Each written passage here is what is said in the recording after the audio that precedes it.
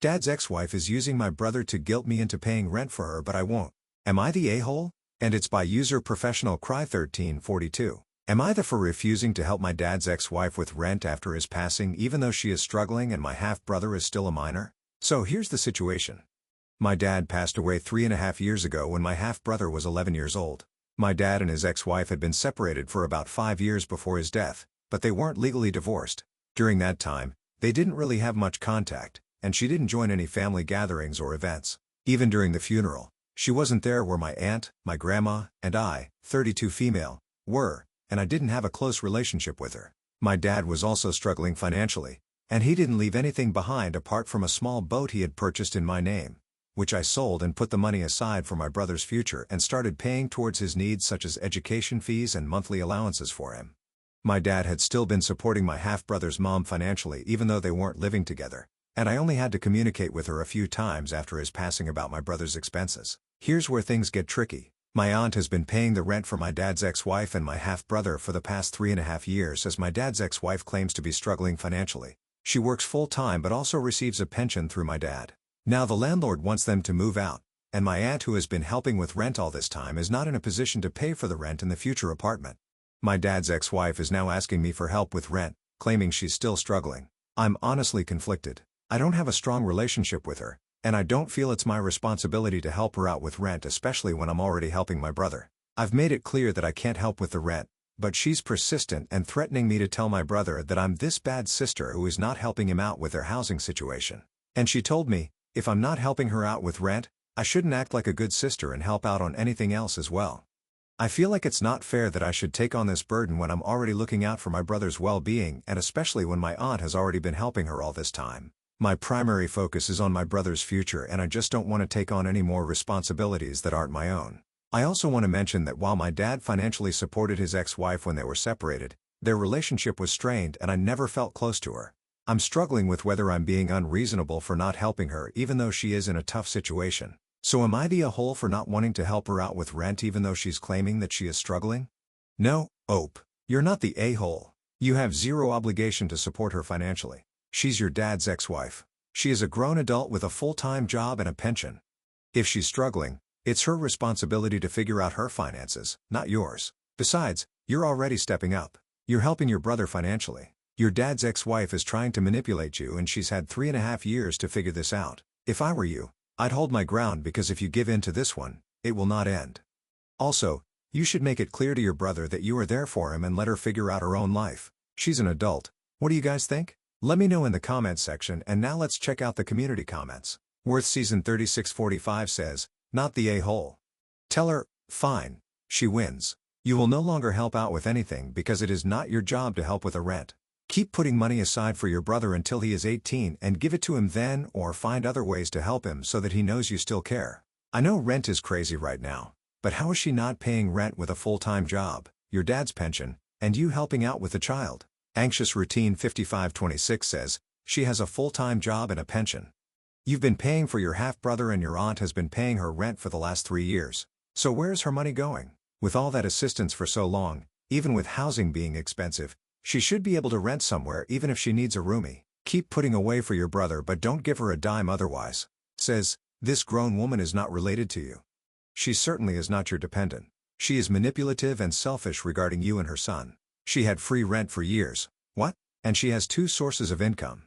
Do not give her money. Not the NTW00 says, not the if she has a pension and income from a full-time job she hasn't had to use because others have been paying everything for her, then she has the money to take care of this. The only way she wouldn't would be if she was gambling or making extra or unnecessary purchases. I would say talk to your brother because she does sound like someone who would twist the story. Is there any way for you or your aunt to house him for a little bit, at least until she runs out of juice?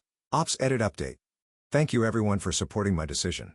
I'm overwhelmed by the support I received. I just want to provide a bit more context about the countries involved without going into too much detail.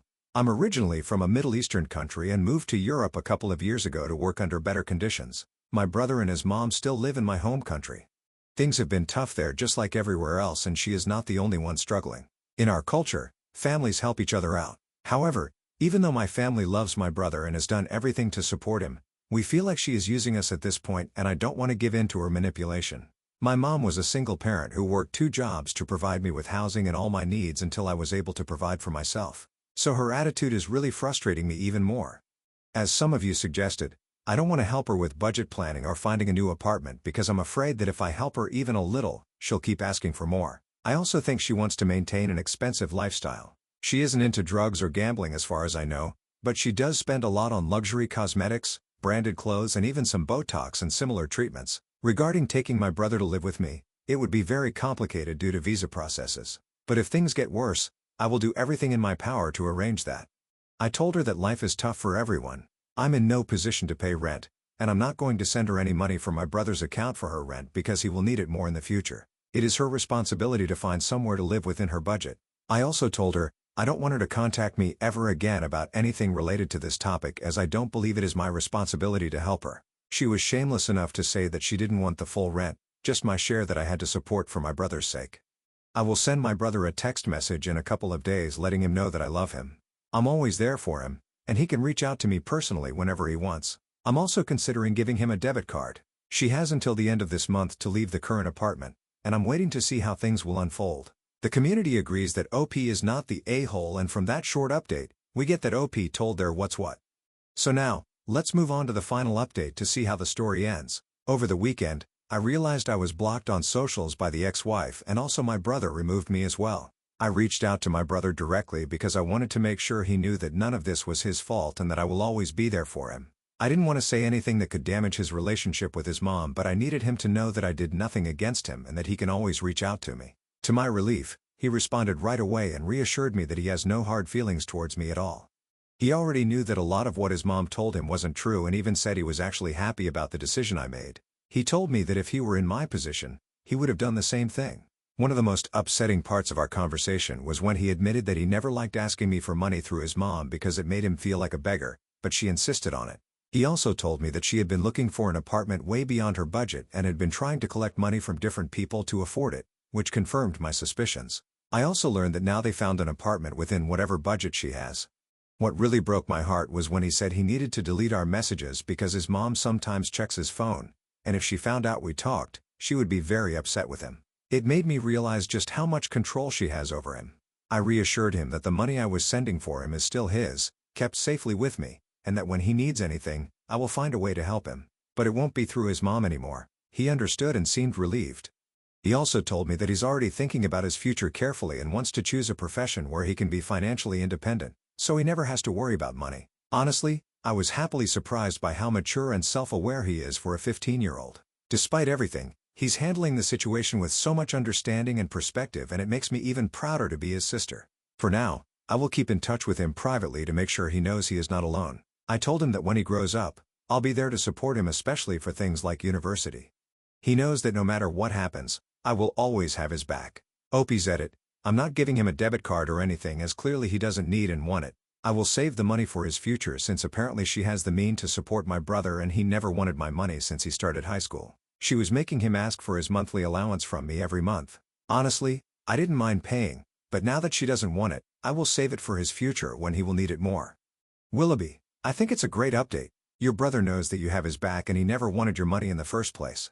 He also is very aware of who and how her mother is, and he probably wants to get away from her as soon as possible. So here's wishing you both the best in the future. Thanks for sharing and take care. And now let's move on to the next post that also has an update. This post is from the subreddit, Am I the A-hole? And it's by user longassistant8873. Am I the a-hole for not letting my friends use my backyard for their wedding because they do not want me to bring a +1? Here's the situation. Last summer, I bought my grandparents' house. This house was the hangout spot for my friends and I throughout our childhood. This includes my friend Dave. The house has a sizable amount of land, which includes a lake and a gazebo. I was supposed to buy the house with my now ex-girlfriend, Leslie. But going through the process of getting approved to buy, I found out that she has massive amounts of credit card and personal debt that she hid from me throughout our 4 years together. I decided to break up as a result. That was about 6 months ago. I met Leslie because Dave's long-term girlfriend Kim is Leslie's cousin. Dave and Kim are engaged and set to get married in April. When I was buying the house, they asked if they could have the ceremony at the gazebo, which I agreed to. Now, in December, I started dating again. Leslie has not taken this well at all. She thinks we are going to get back together and has tried multiple times to make that happen. I have told her in no uncertain terms that isn't happening. Dave and Kim have asked me to not bring a +1 to the wedding for Leslie's sake. I have told them that this request is ridiculous. The wedding is happening at my house using my land, and I am not allowed to bring a date because of a crazy ex. If that is the case, then they need to find a new venue for the wedding. They are pissed about this given the short time frame of when the wedding is supposed to happen, so we are at an impasse. Am I the a-hole? No, OP, you're not the a-hole. They even came in using your house and your land for free. That's a huge favor from you and they're trying to dictate your personal life? No. If Leslie can't handle seeing you with a new partner, that's her problem, not yours.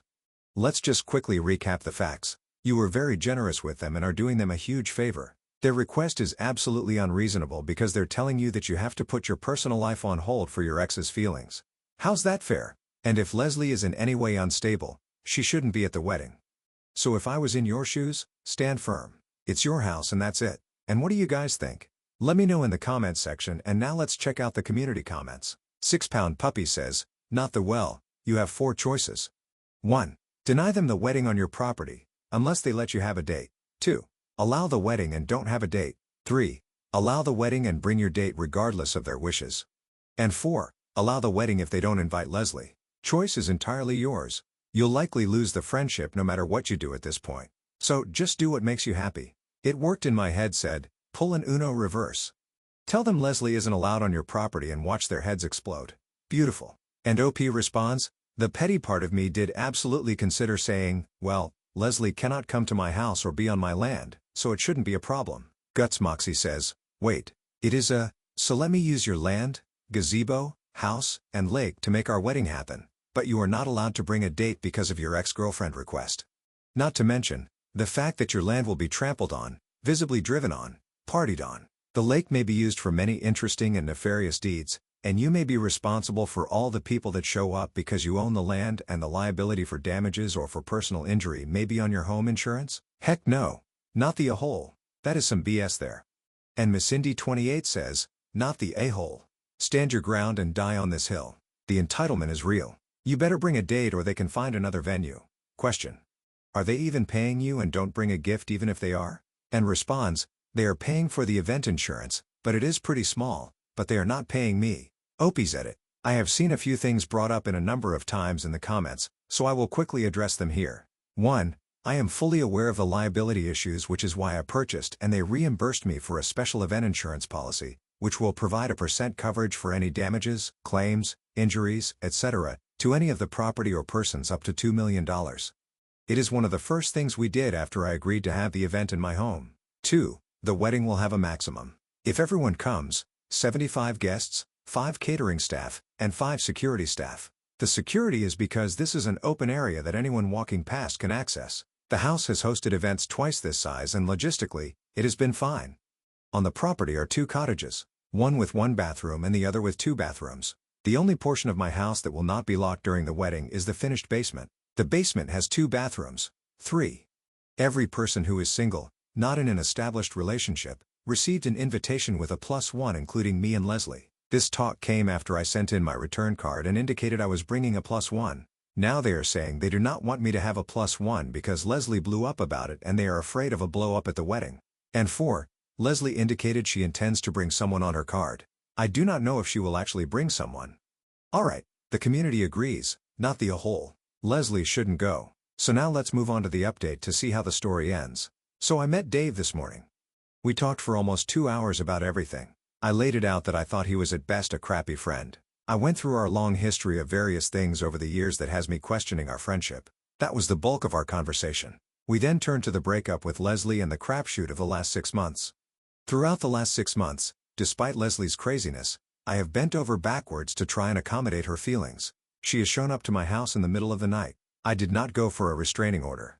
When I go out, I do not go to places. I know that her and her family like to go. She has implied to her family and mutual friends at various times that I cheated and/or that I took advantage of her financially. Neither of which is true at all. I have held my tongue to not embarrass her about these things in front of her friends and family. Dave knows all that and yet is demanding once again that I put Leslie's feelings before my own. I said, you and everyone need to stop coddling her like she's an effing child.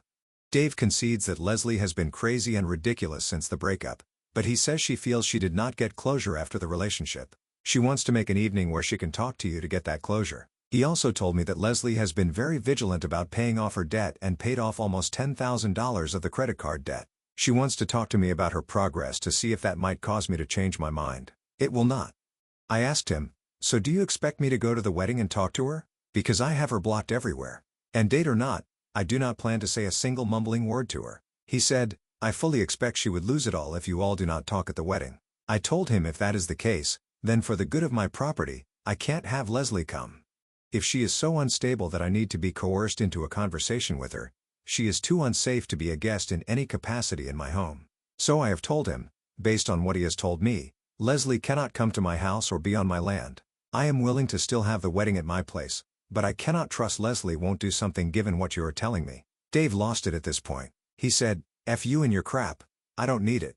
So I said, then the wedding is off. He left, so that's it. The bottom line, I broke up with her for lying. The money was what she lied about, but she lost my trust because she lied. How she has handled the breakup put her permanently on my do not date list.